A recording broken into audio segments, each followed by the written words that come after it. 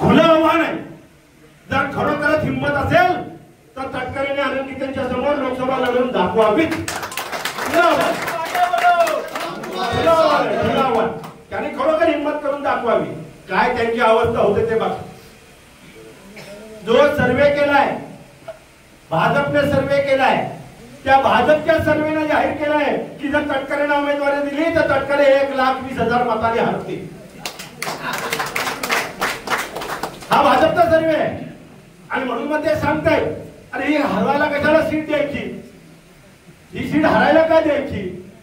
मग त्याला विचारलं मग जर 1,20,000 भाजपने जर उमेदवारी तटकरेला दिली तर तटकरे हरणार आहेत, मग ही जर भाजपला दिली तर ते म्हणाले आम्ही फक्त 80,000 हरणार आहोत.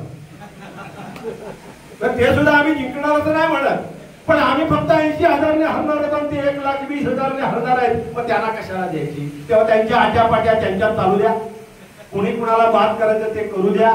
जो पण त्यातला जिवंत राहील त्याच्याबद्दल म्हणून नंतर आज चर्चा करण्याची काही आवश्यकता नाहीये.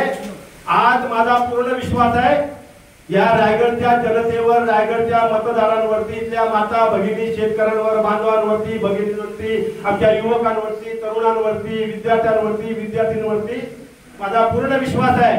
रायगडच्या जनतेने निर्धार केलेला आहे, निर्णय घेतलेला आहे. रायगड लोकसभा मतदारसंघाचे खासदार हे आनंद गीतेच होणार आहेत. हा निर्धार रायगडच्या जनतेने घेतलेला आहे.